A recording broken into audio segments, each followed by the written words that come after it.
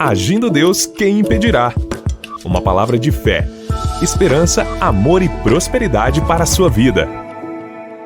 Olá, meus queridos, muito bom dia, saúde, paz, alegria, vitória para você. Muito bom estar aqui com vocês para mais um momento de fé, numa manhã toda especial e, como eu disse, muita paz para vocês, saúde em nome de Jesus. Tá bom, gente querida?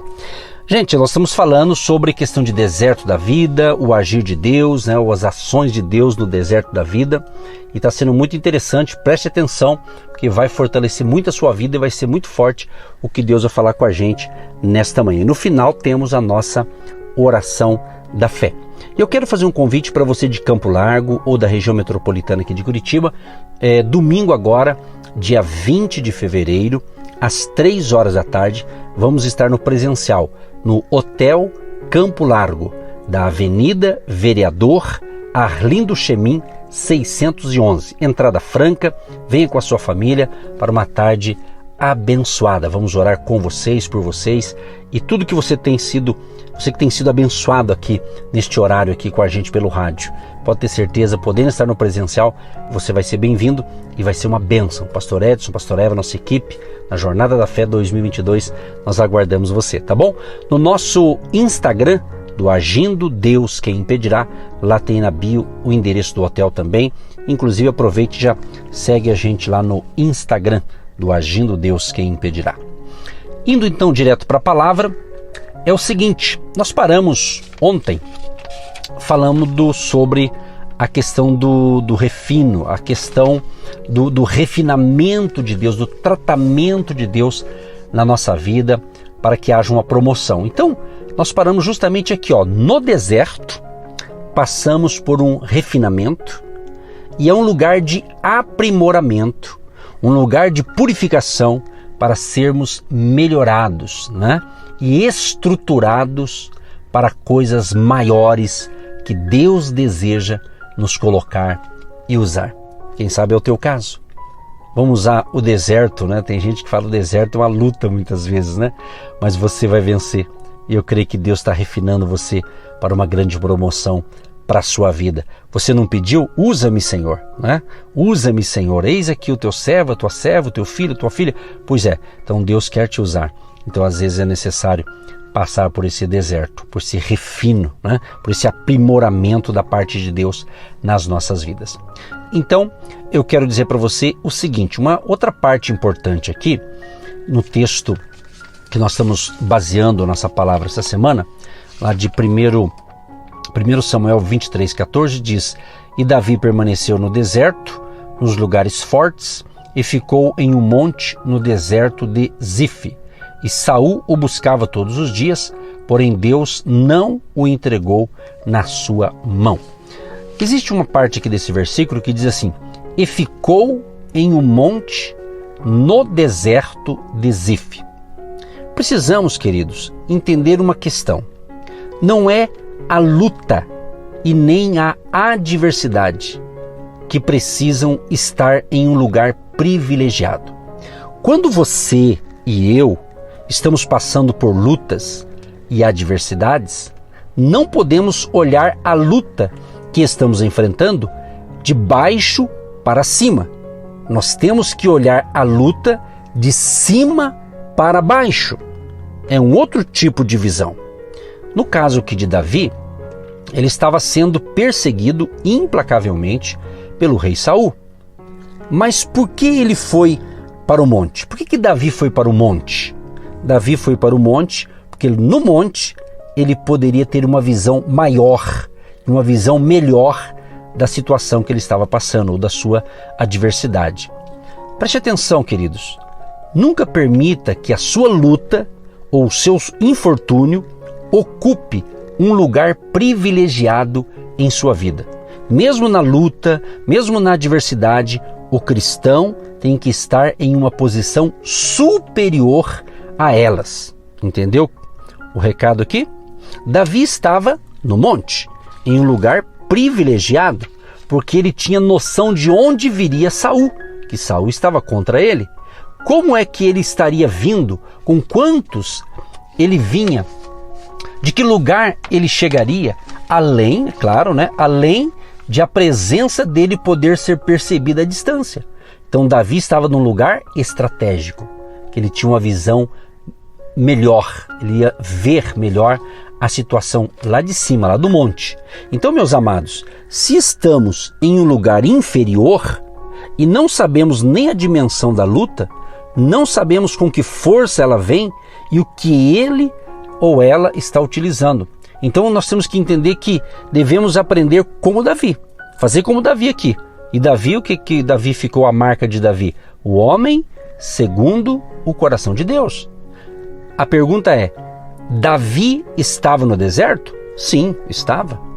Estava em uma situação difícil? Claro, estava também. Mas ele, Davi, se encontrava em uma posição privilegiada e as lutas não iriam surpreendê-lo. Amados, preste atenção que essa palavra é muito interessante. Nessa passagem bíblica, Davi compara o trabalho do ourives ao purificar a prata com o seu relacionamento com Deus. Preste atenção, gente. O ourives coloca a prata no cadinho, né, ou no crisol, é um recipiente em forma de concha, e o conduz ao fogo até que a prata se derreta, não é verdade? Quando então a prata se dissolve, todas as impurezas formam uma nata, vamos assim dizer, na parte de cima da prata já liquefeita. O ourives, por exemplo, o ourives vem então com uma escumadeira e pesca a sujeira já separada da prata. Assim a prata fica totalmente purificada e pronta a ir para a forma. Então é isso que nós temos que compreender, meus amados. A pessoa que está acostumada a trabalhar com a purificação da prata, pela experiência, sabe que ela está totalmente purificada. É quando, ao acompanhar a prata sendo submetida a altas temperaturas, percebe que ela está brilhando como um espelho, podendo então ver o seu rosto nela refletido. Assim, meus amados, você que tem nos acompanhado aqui toda semana, você que tem dito, pastores, tenho aprendido com vocês, essas palavras têm me trazido ânimo, força, fé, coragem. Então, essa semana estamos falando justamente de passar por um momento de refinamento. Assim é Deus quando nos está purificando. Ele olha para nós e quando vê a nossa vida, o seu reflexo, nos coloca na forma para sermos moldados e usados de forma útil e valiosa em seu reino. Por acaso, você que está me ouvindo atentamente, você já não falou? Ou quem sabe falou esses dias? Senhor, usa-me para o teu reino, usa-me como tu queres. Eis aqui o teu filho, tua filha. Outros dizem, eis aqui o teu servo, a tua serva. Me usa, Senhor. Pois é, Deus provavelmente esteja refinando você, para que você esteja num lugar mais alto, num lugar melhor. É o tratamento de Deus. Então, meus amados, a questão do deserto, voltando à questão do deserto, o deserto é realmente um lugar de provação, né? De lutas muitas vezes. Agora, o que podemos entender como provação? Essa palavra provação, o que a gente pode entender essa questão? É a circunstância que nós enfrentamos na vida, uma dificuldade, algum tipo de sofrimento. No caso, para os israelitas, o deserto também foi o lugar de provação. Eles foram provados no deserto.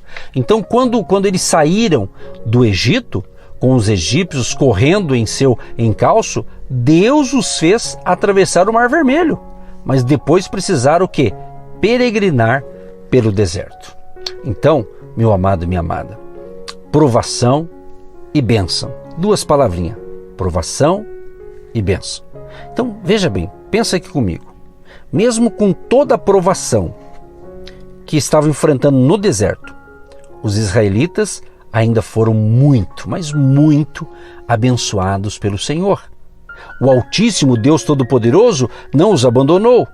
Ele providenciava a alimentação, a água necessária para a sobrevivência do povo em condições tão adversas.